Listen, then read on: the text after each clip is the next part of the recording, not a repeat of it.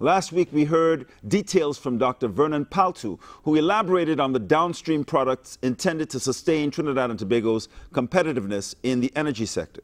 This week, Making a Difference speaks with Mr. Lincoln Mathura, Senior Engineer of Technical Services Core Business Group at the National Gas Company. He's going to explain what the expected benefits are from the Phoenix Park Valve Station expansion and upgrade project. Mr. Mathura, thanks so much for joining us. We appreciate your presence here, and we want to try and take our audience. We've been trying to build up over the last few weeks an appreciation of the critical role that the petrochemical sector plays in our economic development. I think we all have an innate sense that it plays a key role, but now we're trying to make it a little bit more comprehensible to the average citizen who just knows that we produce oil and gas and that it brings in revenue for Trinidad and Tobago. There's a project on which you're working called the PPVS, the Phoenix Park Valve Station. Could you describe that for us? Well, actually, what we are doing at NGC is upgrading an existing facility. The Phoenix Park Valve Station is a critical facility in the NGC's management and operations of their gas pipeline network. So somewhere around the turn of the century, in the early part of 2000, it was decided to improve on the reliability and the availability of this critical valve station.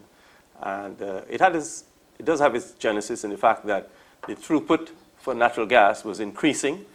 At that time, we were having a throughput of the region of about 1.2 billion standard cubic feet per day. You're talking throughput, you mean supply? Basically. Supply. Well, NGC purchases, transports, and distributes natural gas to its end users. And who do you purchase from? We purchase from the multinationals that are engaged in the country at this time, the BP, the BHP, the Repsol, the EOG. Those are the companies, British Gas, that they are the producers of natural gas, among other hydrocarbons. And NGC owns and operates the pipeline network that takes the gas from these producers to shore and from onshore through across Trinidad and Tobago. So you mentioned that at the turn of the century, around 2000, we began to see an increase in throughput, an increase in supply, basically, from our various locally based international suppliers. Well, the trend was an increase in demand, and with an increase in demand, there was provision for an increase in supply, so that we had to ensure that our infrastructure was in a position to accommodate that increasing in trend.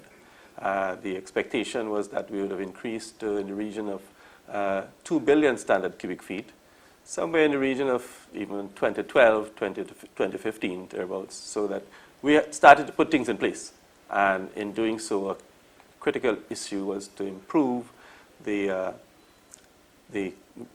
Phoenix Park Valve Station itself. Can you describe what the valve station does? What role does it play in terms of the infrastructure for the distribution of gas? Yes, well, at Phoenix Park, our main transmission lines, which generally come from the southeast corner of the island, our transmission pipelines transporting gas in the region of 900 psi.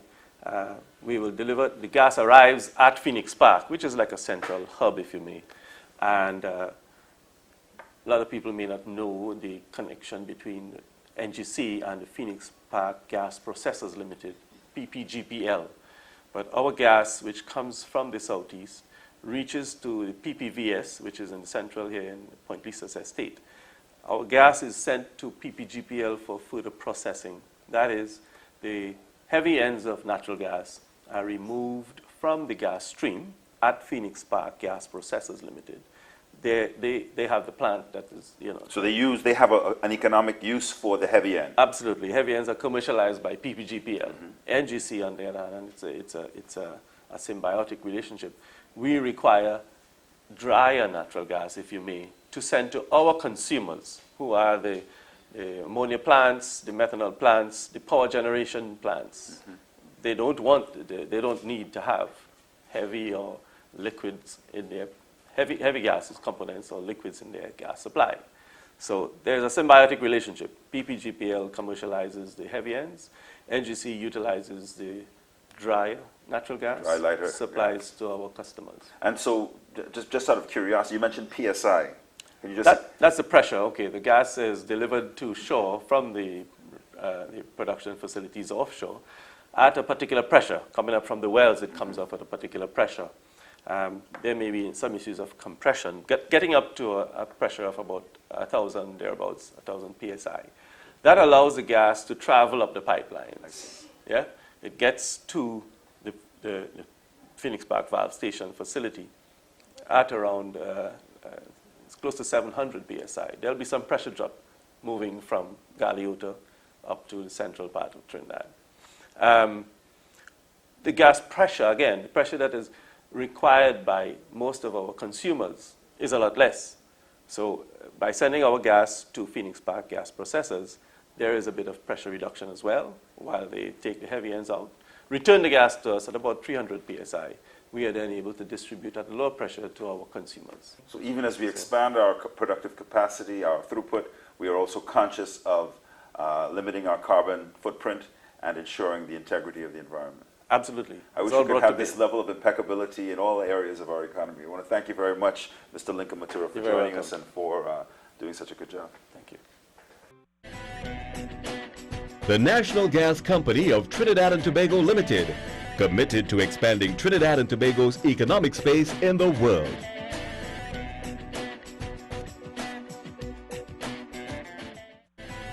The National Gas Company of Trinidad and Tobago Limited, homegrown and key to the continued development of the natural gas sector.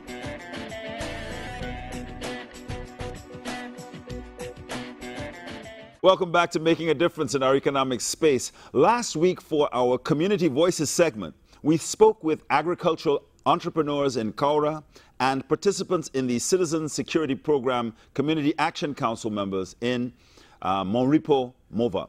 This week, Making a Difference went to Hutton Road and Simon Valley in St. Anne's to talk to residents about the issues of concern in their community and what they're doing to make a difference. Stay tuned as we listen to what they had to say.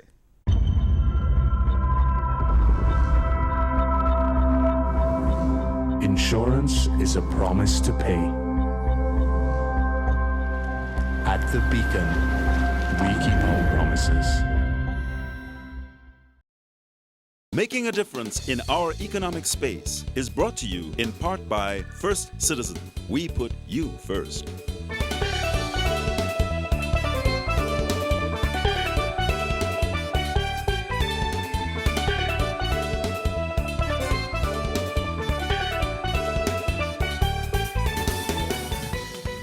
Every day, our employees rise to the challenge of delivering best-in-class service that knows no limits. That's why First Citizens was voted 2009 Best Bank in Trinidad and Tobago by World Finance, Latin Finance, and the Banker magazines. The sky is no longer the limit. We've set our customers free. Free from long lines and closing times. Free to roam, free to live, and free to bank whenever and wherever you please. Thanks to our online and mobile banking solutions, you can enjoy banking that fits your lifestyle, not the other way around. Ah, freedom. It's so refreshing, isn't it? First Citizens, we put you first. Good evening, Trinidad and Tobago. Welcome to Making a Difference in Our Economic Space, where we examine who's making a positive difference, where, and how. I'm your host, Felipe Noguera, and tonight we examine our approach to health, with a view toward making a difference in being and remaining healthy as a society. Health is wealth, for without health, physical, mental, and spiritual, material wealth holds little value. How do we increase our knowledge, our responsibility, and self-control relative to our health? In our segment, Caribbean Economic Forum this evening, we look at both communicable and non-communicable diseases. That's contagious and non-contagious diseases. December 1st is World AIDS Day. A discussion in studio with national and regional UN AIDS representatives goes beyond the surface of the usual conversation, and it identifies measures which must be taken if we want to win the war against HIV/AIDS.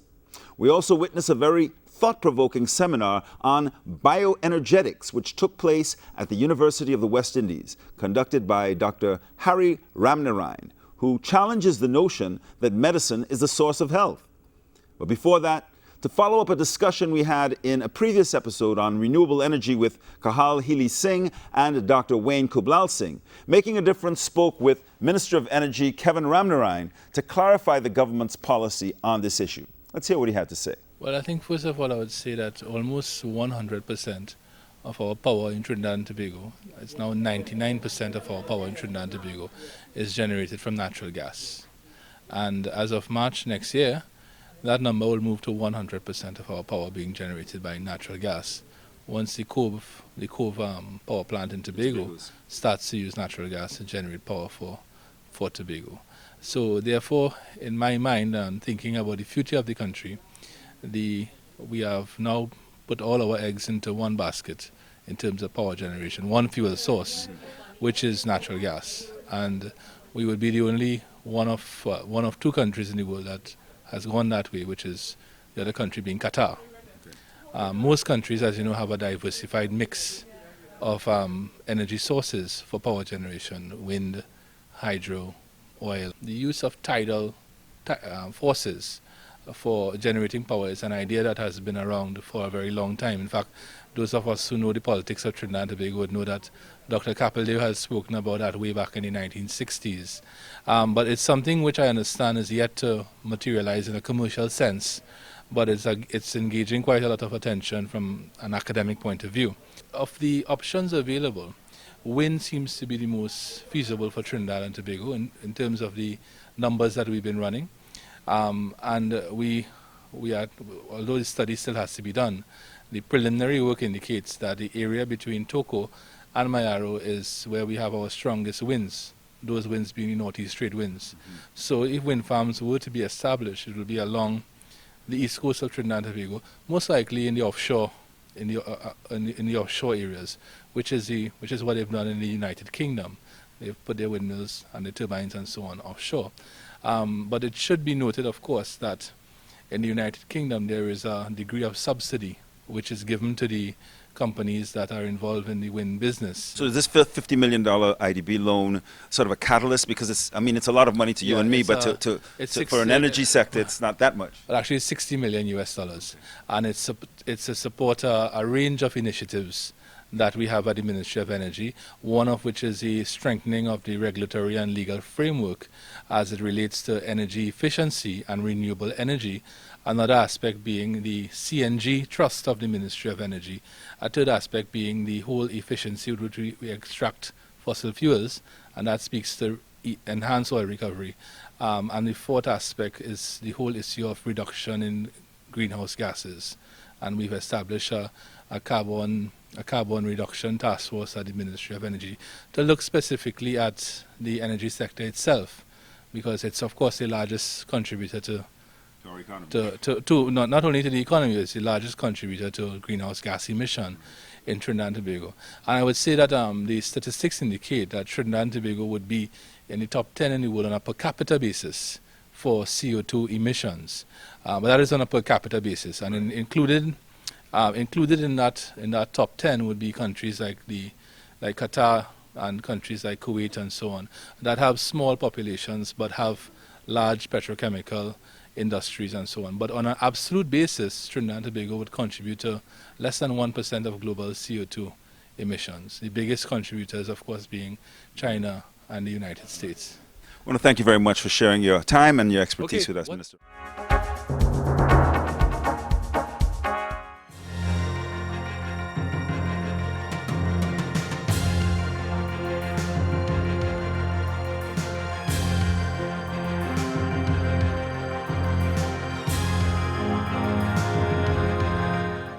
We have some very special guests in studio with us this evening who are here after the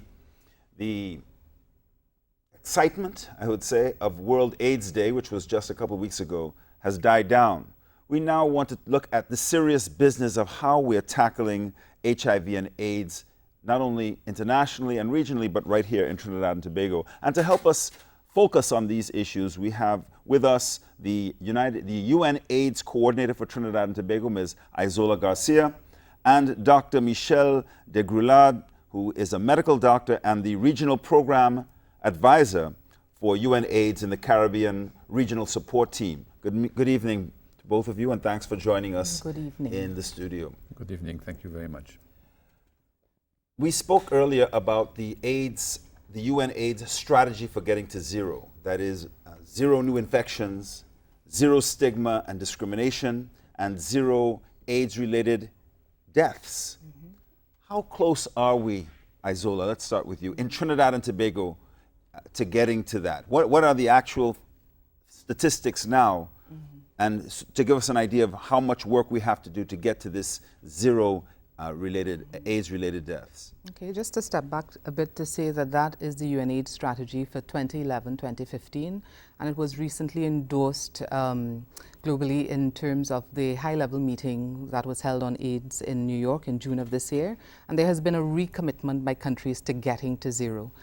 In Trinidad and Tobago, we are seeing signs of progress. It does not mean, however, that we can relax. So, for example, we had a peak of new infections of 1,700 in 2003, but we are seeing a slowing thus far from the period 2005 over 2009, and for the last 6 years, in terms of 1,400 new infections over that period. So to what do you attribute this decline in infections? We'll have to wait and see what that decline is about, but certainly there would be a mix of things. We're seeing an increase in the number of tests, so that we've gone from a high of 27,000 tests in 2008 to 39,000 testing being taken place in 2010, and we are seeing a slowing of 1,400.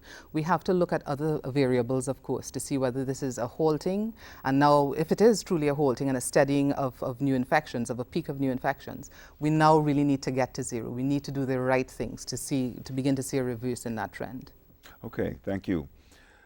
Michel, tell us, you've just returned from the Bahamas Caribbean Regional AIDS Conference, and the PANCAP focus, you can explain to us what PANCAP is, on sustainability of regional AIDS response, human rights, and prevention. Could you describe for our audience what that entails?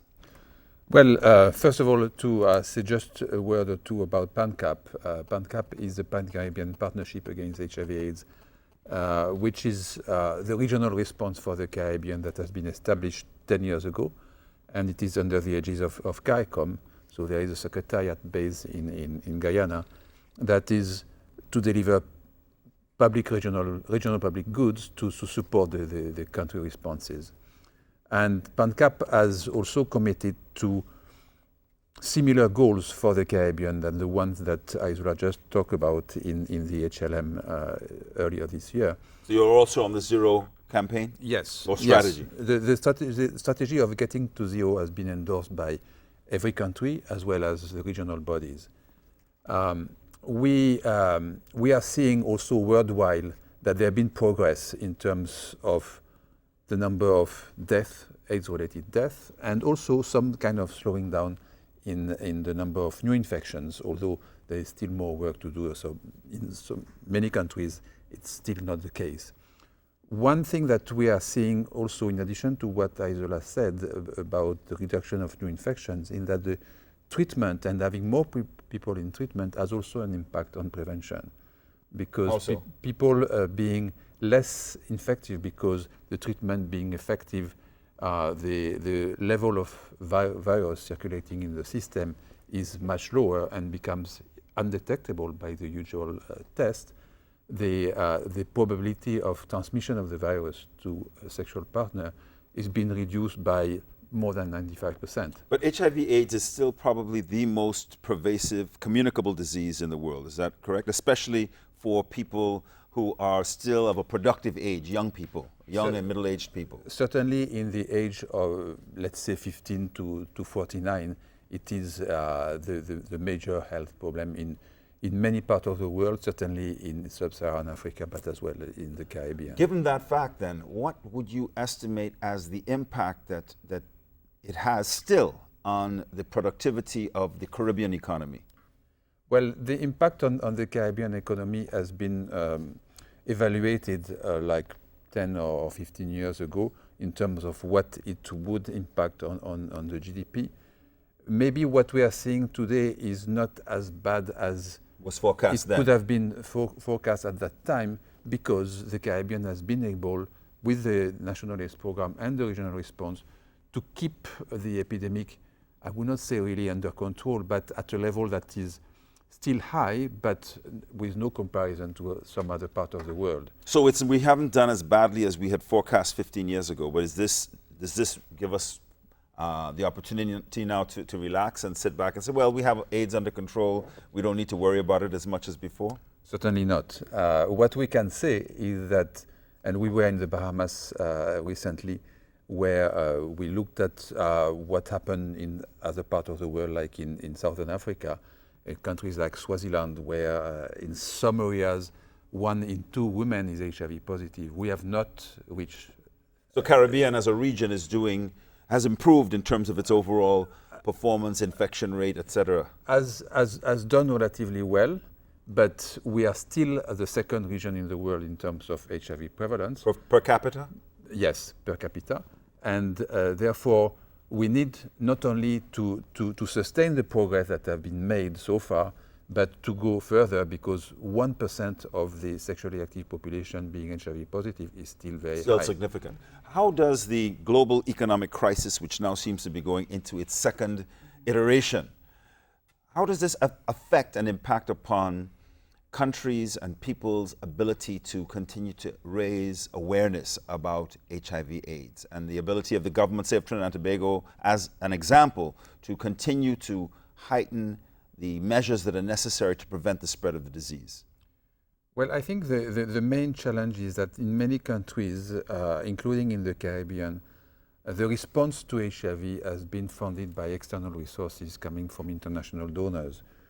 Maybe Trinidad is in a better position than other countries because, for example, the treatment is provided by the government. Zola shaking her head, no. But it should be. It's easy, as we sit here, to think that, well, we have things under control, people are aware of how you get AIDS, the rate of infection is declining, so really is it a big deal anymore? Yes, it's still quite a big deal. As Michelle was mentioning, there's a severe funding gap. I think within recent years, we've had US $10 billion globally funding gap. In the Caribbean alone, 67% of $1.8 billion US was externally financed. In Trinidad and Tobago, we've had, Michelle was saying that we've really been fortunate that the government has been able to provide free antiretroviral therapy.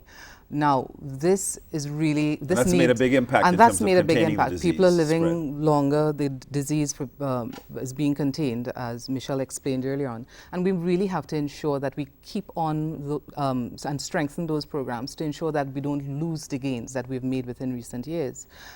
Prevention programs need to be targeted. We know what the issues are. We know who the vulnerable groups are. We need to get to these vulnerable groups. And our vulnerable groups, of course, include young people, men who have sex with men, sex workers. We need to ensure the human rights of these people, that they have access to treatment, they have access to prevention programs. We really need to strengthen and build on the gains of the coordinated response that we had in prior years. Unfortunately, this is all the time we have. I want to thank you very much, Michelle and Isola, for joining us. We've been speaking to Isola Garcia, the coordinator, UN AIDS coordinator in Trinidad and Tobago, and Dr. Michelle de Gruland, the Regional Program Advisor for UN AIDS, the Caribbean Regional Support Team. Stay with us, and we'll be right back. Every day, our employees rise to the challenge of delivering best-in-class service that knows no limits. That's why First Citizens was voted 2009 Best Bank in Trinidad and Tobago by World Finance, Latin Finance, and the Banker magazines. The sky is no longer the limit. I want to remind you that there are 3 treasures in life. And the first is Jing, and the second is Qi, the next one is Shen. And just to say that these 3 treasures, they came from the Chinese system of medicine. And I just want to remind you that Western medicine, and I said this recently at a seminar, that Western medicine is only at the stage of puberty. Whereas we have systems of medicine in the world, like, for instance, the Chinese system or the Indian Ayurvedic system, that are at least 5,000 years old. And I'm always wondering, why is it that the medical schools in the West would not just incorporate some of these ideas, the wisdom of 5,000 years of practice? Why can't we incorporate some of these ideas? I'm practicing medicine because medicine is that which heals, that which cures. It's not about just controlling things. I'll tell you, what a patient told me recently.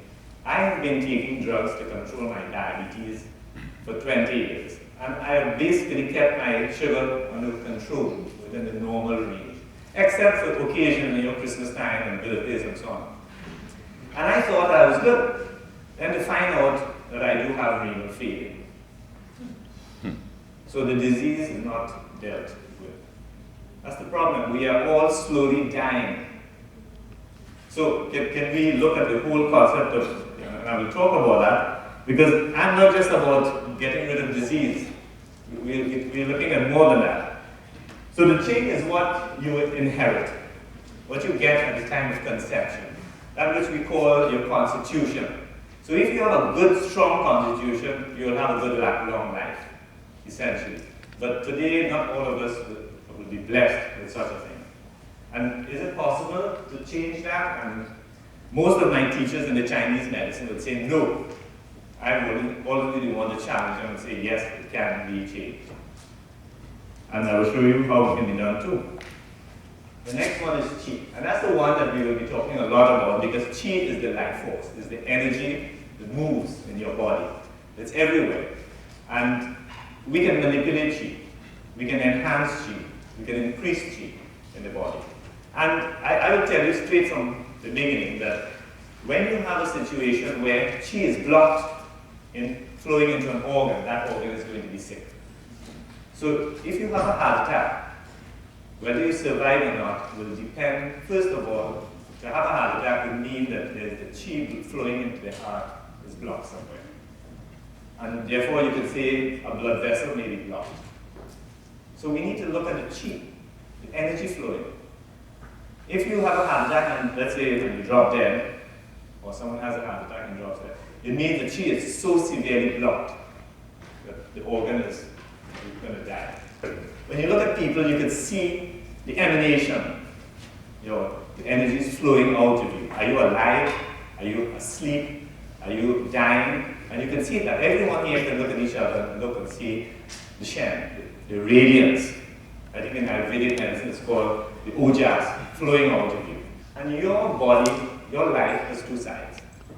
And I want to emphasize the point that we have one side of the coin, which is the physical side. I've always said to people, you cannot find a one-sided coin. So too, you cannot be one-sided.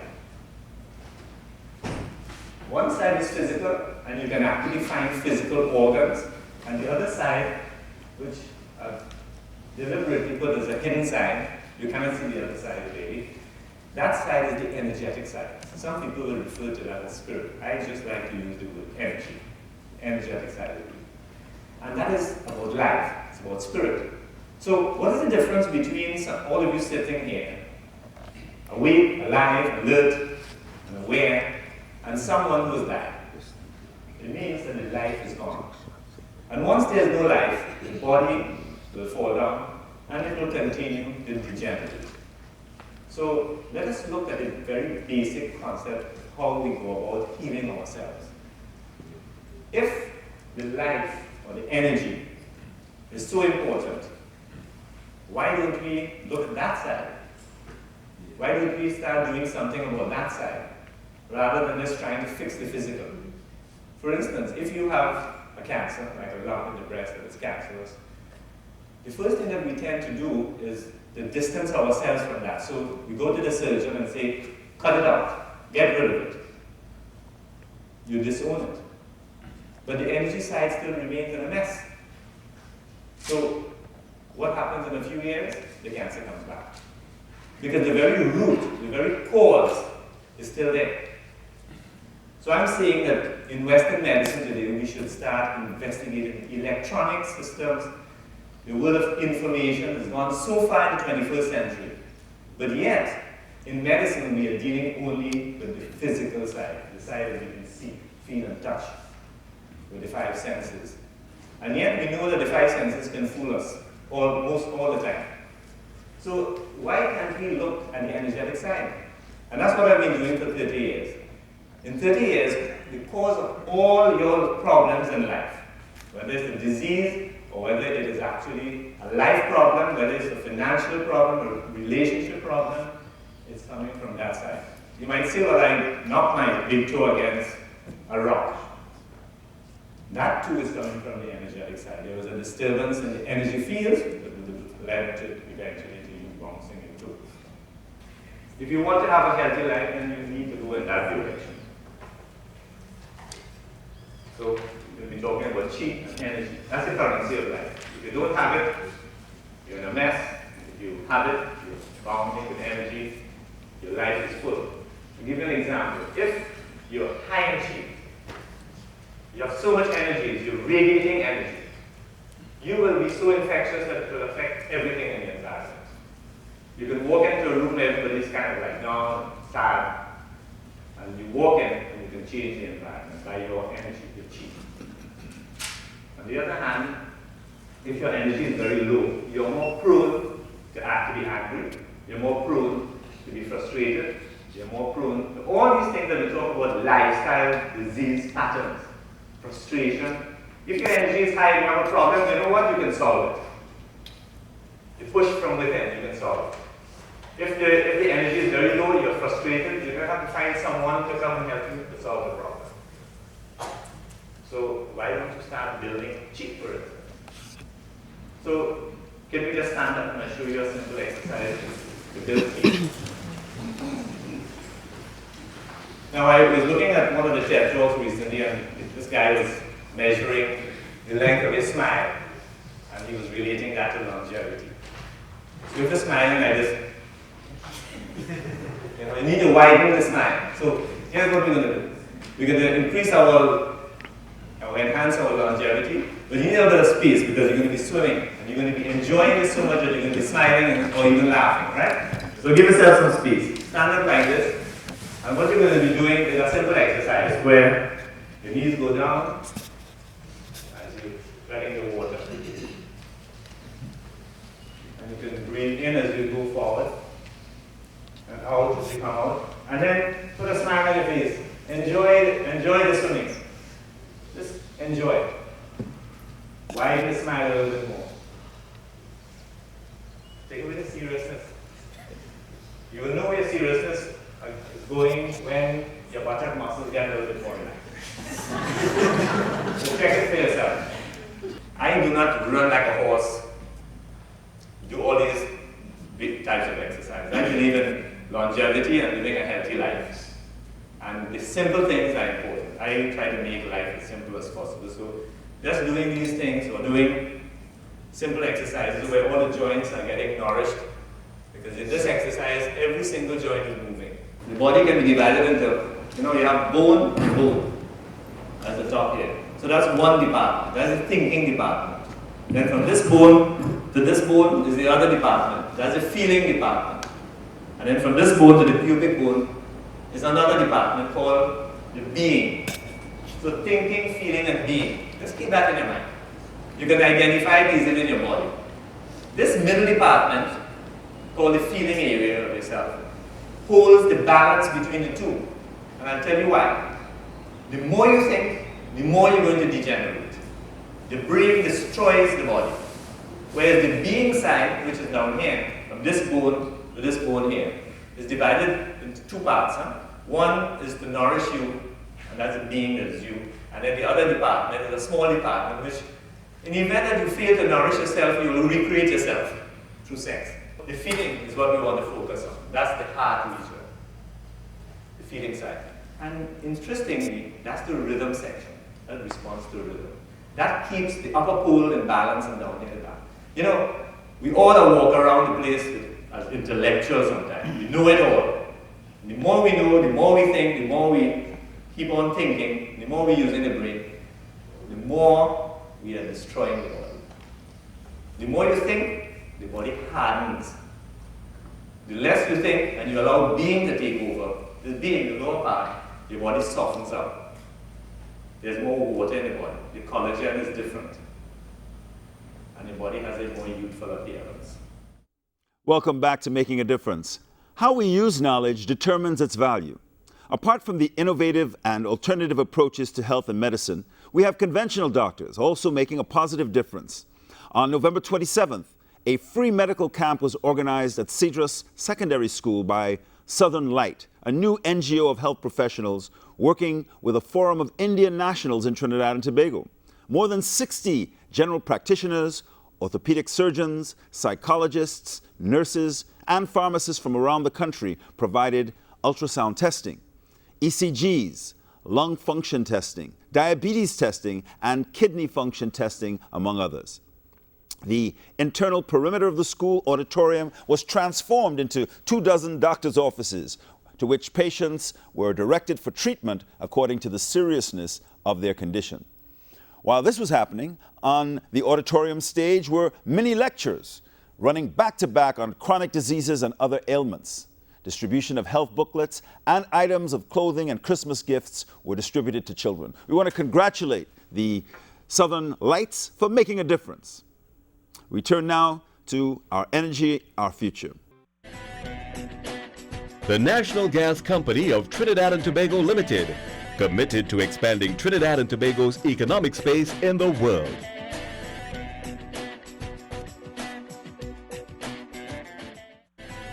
The National Gas Company of Trinidad and Tobago Limited, homegrown and key to the continued development of the natural gas sector.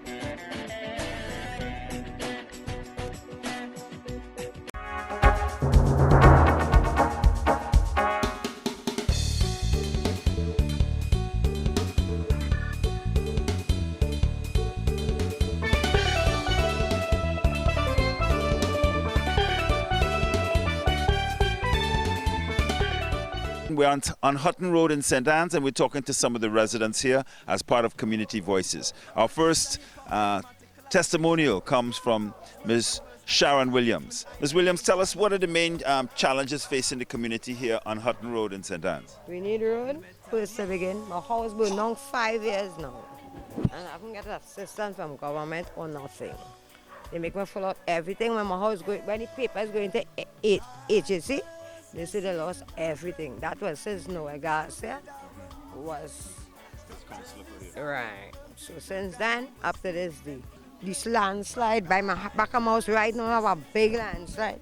Look at the place, landslide. Okay, you see the landslide there. Yeah, that landslide looked like it happened a long time ago because they didn't have trees. Big rain will now fall. The whole hill come down, the trees still standing up. Trees still stand up even with the land falling. That happened about 2 weeks ago. So they need to not only come and clear the road, but they need to also build some kind of retaining wall. Yes, go straight down and come up. Back of my house, a landslide also too. Okay, we're still up here on Hutton Road in St. Anne's, and we're speaking to Kent Azola. Kent Azola. Mr. Azola, tell me, what's the challenge you're facing here? All right, with the bad weather we had a couple of days ago, last Saturday or something like that, I had a landslide in the back of my house. The mud came down and blocked the drain, and the water jumped the drain. All the water was running through my yard. It undermined the columns under the house, so the structure, some of the columns fall, so the structure is not safe to stay in again. Most of the columns leaning forward. It's me, my son, 2-month-old, my girlfriend in the house. I can't have them in the house there. So, yeah, it's not safe. We're on Hutton Road in St. Anne's, and we're speaking to Gita Chandler. Gita, tell us, what are the challenges that the community is facing and what you're facing in particular, and what you all are doing to help yourself? Well, right now the community is facing the challenge is that the kids in the community have nowhere to go and play or have like football youths and them on the way to recreation, no recreation ground, and no work in the community. For me, my place have been burnt 9 years now. I've been up and down in HGC. I've been to social services. I haven't gotten anything from them. So I had to do everything on my own. I'm a single parent. I have 2 kids. My son is going on 17 and the other one is 13. My house is up there, that yellow And Prima House right now it have it's leaking. Everyone floods from the bottom up. I flood from the top down. The roof, everything I had to say about on my own.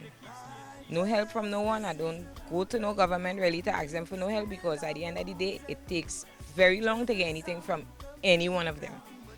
So you have to do it on your own. What is the community doing to help themselves here? Well, everyone actually try and help themselves, because everybody had to fight and fend for themselves. To survive. Yeah, to survive. Well, they work if, like, for instance, here the road does be digging up every time it's flood, and people now will come and mix gravel and cement and try to fix back the road because people had to pass, so they try to help do that, but there's only so much you could do. Everything needs money, and if it's a poor community, the people barely have money to put out to try to help themselves, as to put out to help other things. So when we do look to the government for help, we don't get help. They only get help when you see something drastic happen and it's according. You have to be down in the truth right through, because a guy house, this young lady there, her house fell down totally down, and no one came because why? You didn't get to go and protest or to come and make a big noise or burn anything. Our community is very quiet. We don't have no kind of crime or nothing in our community. Okay, we're in Upper St. Anne's, Hutton Road on the hills, and we're speaking to a young lady by the name of Candice Curtis. And you see her here?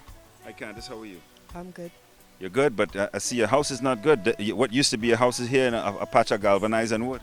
Yeah, I built up this house last year and it wasn't properly structured. On the 30th of October, around 4 o'clock, the house fell with my daughter inside and my child father. We had to run outside, and eventually it was lean, and then I told them to take down the structure in case I'd go down the hill now, right? Okay, so you said it wasn't properly constructed. What caused it to fall down? No drain was behind the house. Right, the house was on top of there, leaning on that small bank there, and the door and stuff was right in front here. So the water used to come under the house and undermine the house, and the house just collapsed. We're in the flat now, and we're speaking to Atiba Joseph. Atiba, how are you going, brother? Alright, sir. Tell us about the field and what's happening with it. Well, as you can see, there was drain, gallons, real water that's come down and that's mash up the whole field. Plus it have a next problem too, the council and them, put them and them, they come in and they're dumping all the rubbish. If you watch, you can see bush, galvanized, dot, more dot behind me. Did they know that this is a playing field for the youth? But under that pass and see we playing here every day, the man living right up there, you have a big house up there. Yeah, you can going up right through passing here. What else could happen? Drainage, proper drainage to make sure the field doesn't get flooded? No, well, this year, it's not really a drain, you know, the water make it own drain. But it's real water that's come down. If all the kids come and see when rain fall, in real water that's come down there. Water running its course. Real water. Any other challenges facing this community, Atiba? Well, other than that, it's peaceful and everything. But that's about it. The landslides. If you could see, you could watch and see what's all going on. All right, we have a gentleman here. Thanks a lot. Thanks for your time.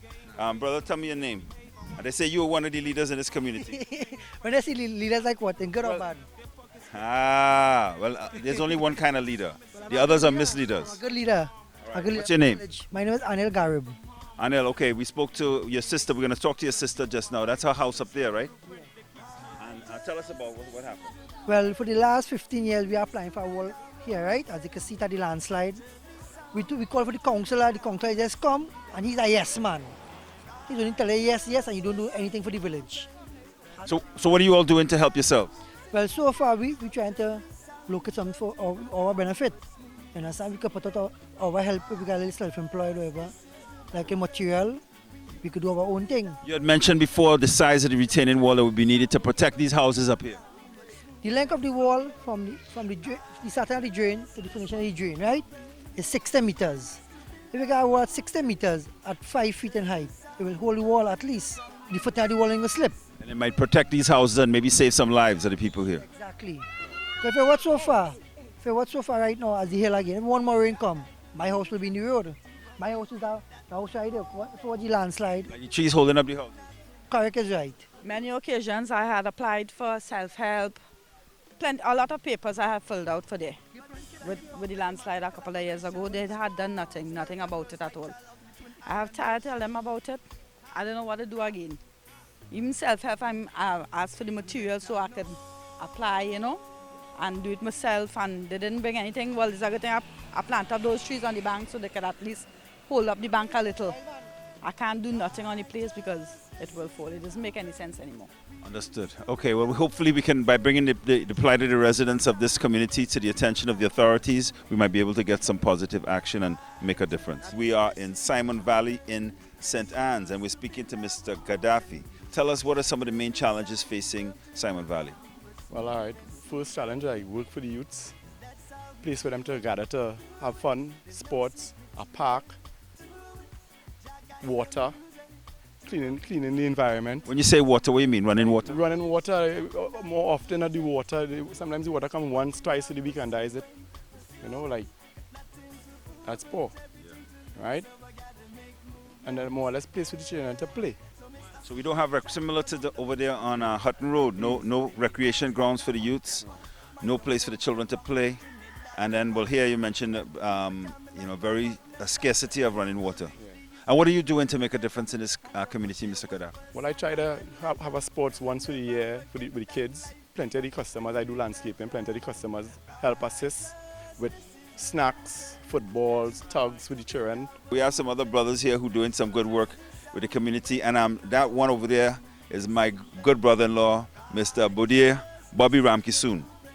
Bobby, he's the one who's brought us here this afternoon to speak to the residents of St. Anne's. In fact, the whole idea of Community Voices was his idea. I had to give credit where it's due. And Bobby is an ace contractor. And two things I would like you to address, Mr. Ramkisoon. One is the challenges facing the community and what they could do with help from people like yourself who have skills, and with help from the government and the private sector to make a difference in the community and in the country. Well, first of all, I think one of the greatest challenges in the communities is employment. You need the business sector, also the government, to come and look where people live in, actually their drainage, community centers. They talk about crime in our country, but this is one way of dealing with crime in our society, is talking to the people, finding out their needs, giving them, actually hearing what they want. You know what I mean? For instance, this community, Gaddafi just spoke about sports. That's one of the greatest things you could give a community centers, a recreation grounds where the youths could come out afternoon, after school, after work and come and play some football instead of they doing some other stuff, which is not right. Idle people tend to do wrong thing. You know what I mean? All right, we're talking to Mr. Paul here. Even if it do have a center like that, they could still emphasis on educational programs where people of respect in the communities could come out and contribute to maybe helping the youth with after school programs, a homework center, a little computer station for them to get more adequate with computers and so forth. But most of all, like Mr. Ramkisoon said earlier on, the infrastructure. Look at the roads we have to travel on. There's an old lady lives up there by herself. Look at the roads that she have to take to reach here. And this is a community where it is very developed and so-called wealthy, with rich people living in it. Well, it has pockets of poverty right in the middle of it. Exactly. I mean, and this would contribute to the employment region for the youths, the idle hands. I mean, a place for them to come off of the streets is one, but job for them to earn an income to provide for themselves and maybe their schooling or, work. The infrastructure need a lot of work and it have a lot of employment, and the people need it, and it's a very significant way to contribute to the generation that come and teach them how to work, teach them about building their own community so they know how to. So we're not looking at handouts, we're really looking at self-help. Exactly. And they're not asking for $1 million. They're asking for work. And if the communities are begging for work, instead of spending these millions of dollars on security every year, spend some in the communities, you know what I mean? So have the youths employed. They could be self-employed in the area. Drainage, a little football field. They could create this space for themselves. Some skills training. And this man who's talking, Mr. Ramkisoon, is not just talking, because he's not a big contractor. He's a small contractor, very highly skilled. For those of you who are watching, you need a good contractor. But also, he makes a contribution. He makes a contribution financially and with his time and his effort. He employs the people in this neighborhood, trains them and gets them working. But he's only one person. If we all come together and work together, we could make a positive difference. What are the big problems facing this community, Mr. Ennis? Well, drainage is one of the main things. Proper drainage. And engaging the youth in some kind of constructive activity? Yeah, well, that is always a plus, because, I mean, it hard to take the youths and them from up the street, selling the drugs, making 3,000-4,000 a day to bring them to work for 200, 100 a day. So how you overcome that? I mean, you pointed out a major problem. Yeah. If somebody could sell drugs and make 4,000 or work for half an hour on a government program and get a little 3,000. No, well, it's only obvious. You don't expect to get them kind of sums, I mean, especially if you're unskilled. But let me ask you this. You think youths would be able to come to work for less money and that they have to actually work? No, well, the whole scene is setting up things in the right way to make it enticing, to make them want to come now, I mean, to make them want to be part of it now, I mean? Mr. Ennis, thanks a lot. Thanks for your contribution and for your insight. This is Felipe Noguera up here in Simon Valley in St. Anne's, trying to see how we could make a difference.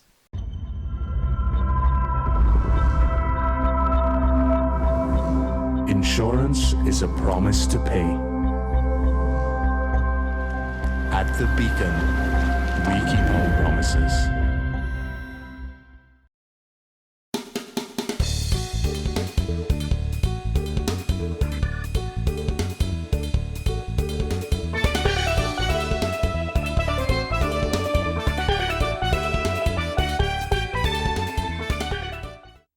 Tonight's Caribbean icons are inspirational in different respects.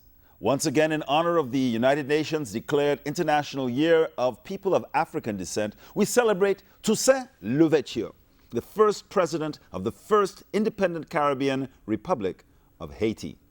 We pay tribute to Audrey Jeffers, founder of the Coterie of Social Workers of Trinidad and Tobago. And finally, we celebrate St. Lucian-born winner of the Nobel Prize for Literature, an adopted son of Trinidad and Tobago, Poet Laureate Derek Walcott.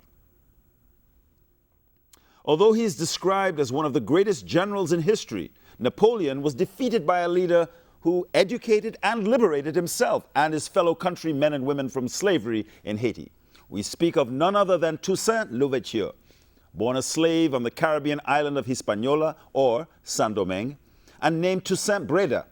He learned of Africa from his father, who had been born free there. From his father, he also learned that he was more than a slave. He was a man with intelligence and dignity. Trained as a house servant whose owner broke the law by allowing Toussaint to learn to read and write, Toussaint read the literature of the French Revolution, the literature of the Age of Enlightenment, which spoke of individuals' rights to freedom and equality.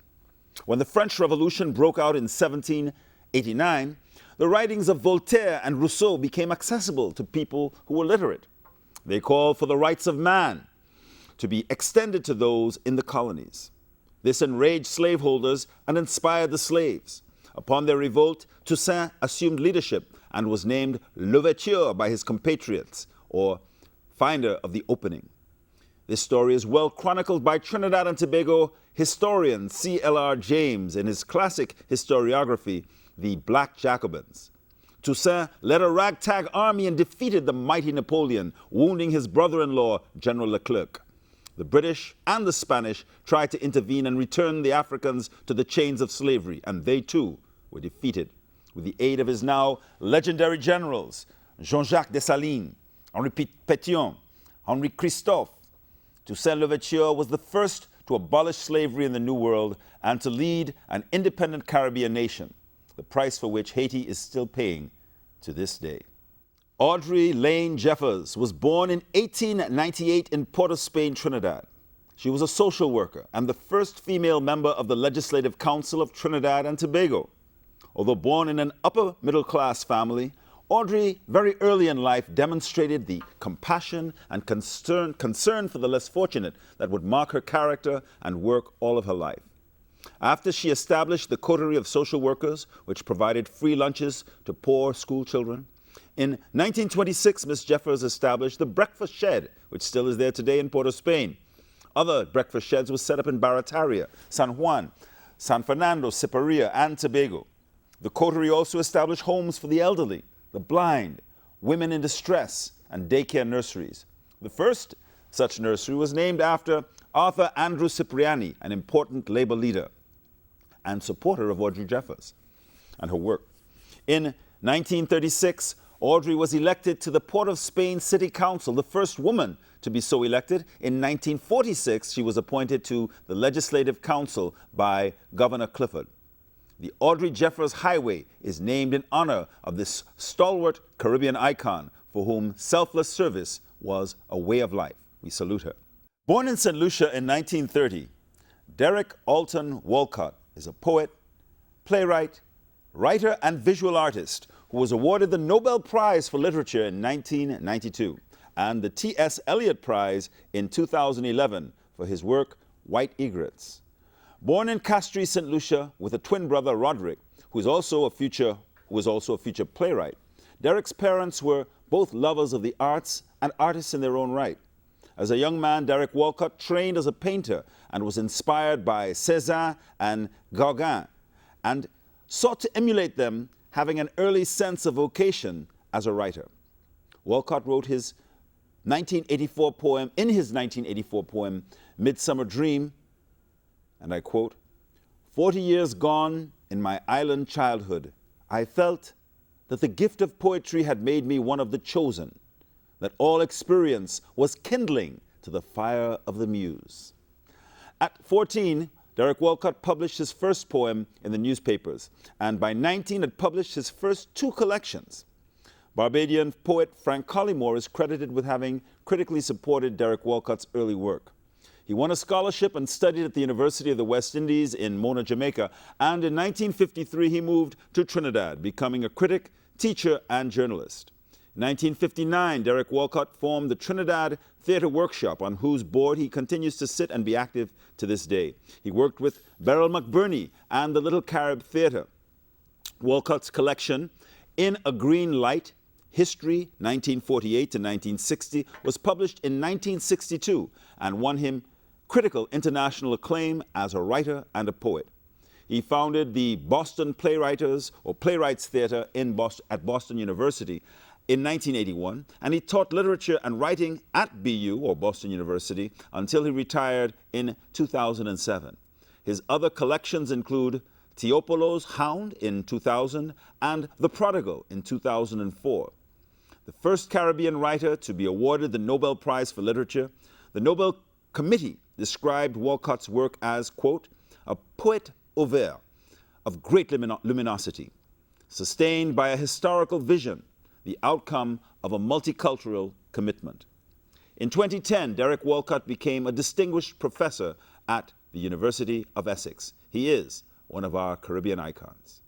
The lives of 3 Caribbean icons, Derek Walcott, Audrey Jeffers, and Toussaint Louverture, have been very briefly explored to inspire our youth to refer to outstanding personalities, men and women of character, of service to humanity, and brilliant talent married to hard work.